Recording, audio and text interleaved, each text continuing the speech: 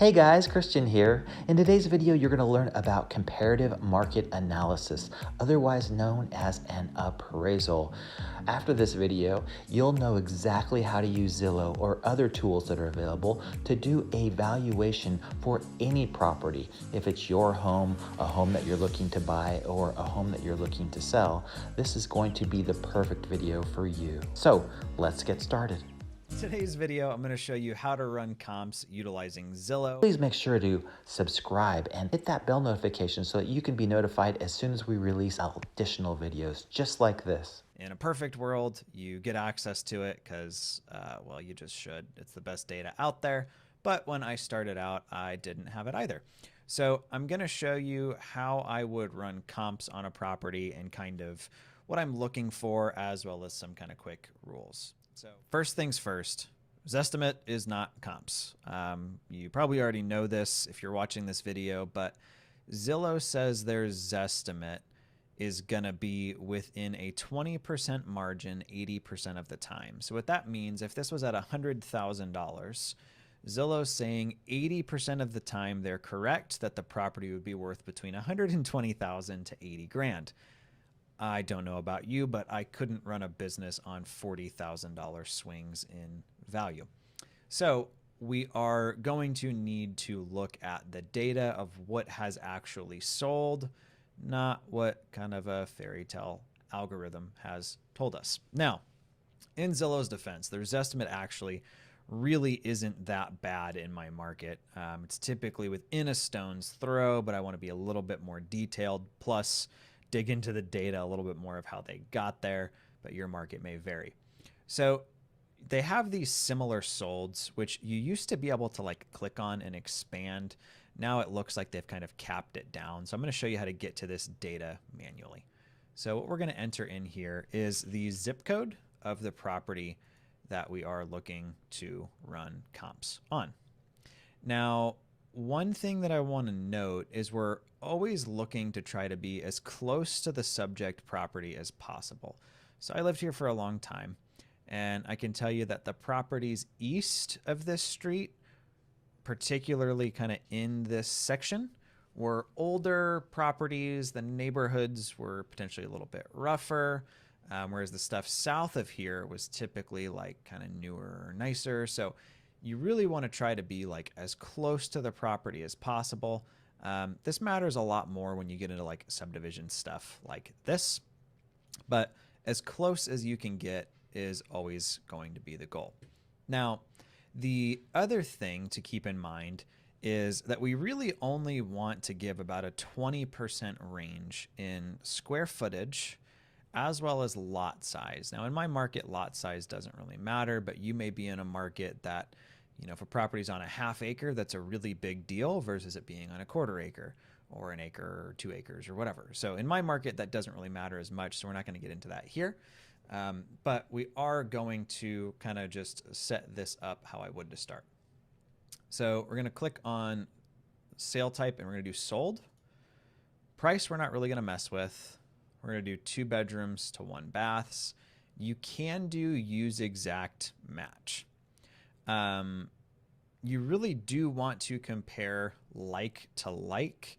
So for instance, a 2 bedroom, 1 bath is wildly different in feel and usability versus a 3 bedroom, 1 bath. And even a 3 bedroom, 1.5, you know, it's so much nicer for your guests to have a half bath they can use than have to use like the family bath with the toothbrushes and everything all. If you haven't already, make sure to smash that like button.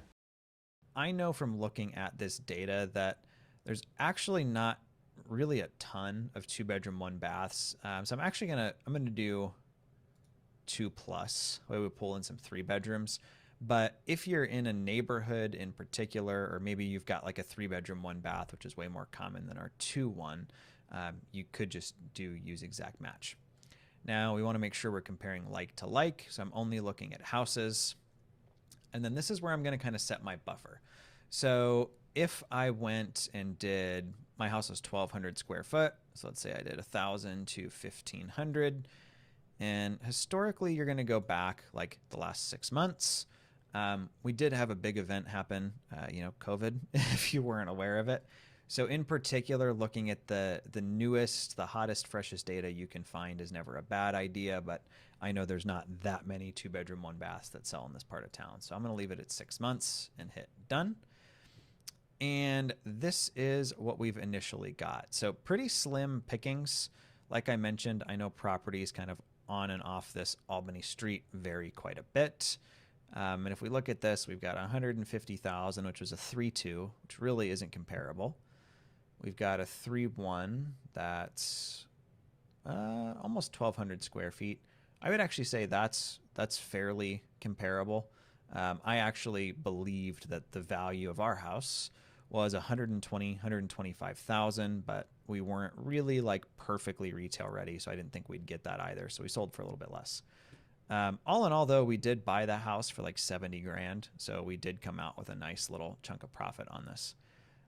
This one similarly is a 3-bedroom, 1-bath. We have a 2.1 that went for 85, a 3.2 with an attached 2-car garage. That doesn't really count, right? The other thing to keep in mind is things like garages. If the property has a garage and yours does not, like our house didn't have a garage, you really can't call that comparable.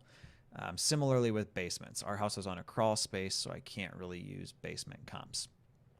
Now, if I'm looking at this, like options are pretty slim, right? So, you know, the only 2.1 that it looks like sold was this property, which went for 85,000 bucks. It was also substantially older, 1917 versus mine being 1978. So this is one place where I would kind of let Zillow do a little bit of the heavy lifting. And if I look and see here, they've got a 2-bedroom, 1-bath that was 1,750 square feet that sold back in November. They've got a 2-bedroom, 1-bath that was 1,680 square feet that went for 109, and then they're opening it up to 3 bedrooms. So the reason we're not seeing those in this is because of how narrow our additional fields were. So if you're not getting enough results, you may have to open up the funnel, so to speak, a little bit to get more options in there. Oh, wow, look, we've got some stuff that's closer to it now. So this property, for instance, was a 3-bedroom, 1-bath, went for 960 square feet, went for 111. Now, if I click on this, this is actually pretty similar, actually a little bit grosser than our property was, but it does have a detached 2-car, so not ideal. We've got this one went for 110, 2-bedroom, 1-bath, 1,680 square feet, 20 years older than mine, but not too bad. So that's a pretty good option. And then we kind of have just some other ones that are in here. So what I would do if you're having a hard time, so this one went for 85 and was a 2.1. I would potentially throw on there like use exact match. And then we've got 85, 101, 109. And the other thing I would probably do is let's kick it back a year. So that gives us a little bit more data. We've got a 2.2, which again really isn't comparable to a 2.1, but it's also quite a bit smaller. So those things like can kind of start to balance out.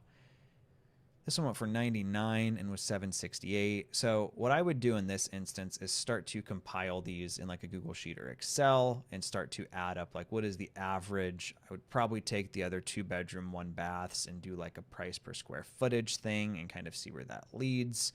Running comps really is a little bit of like an art form. The more you do it, the better you're going to get at it. But if you hired 5 different realtors and asked them to tell you what a property was worth, you're probably going to get 5 different answers. So you're not ever going to be like perfect. Even an appraiser, right? They're supposed to like know without a doubt what's this thing worth. They're going to come in with different answers if you hire different appraisers. So the goal is just to get really, really close, within a 5 to 10K swing, within a 5 to 10K range, kind of max.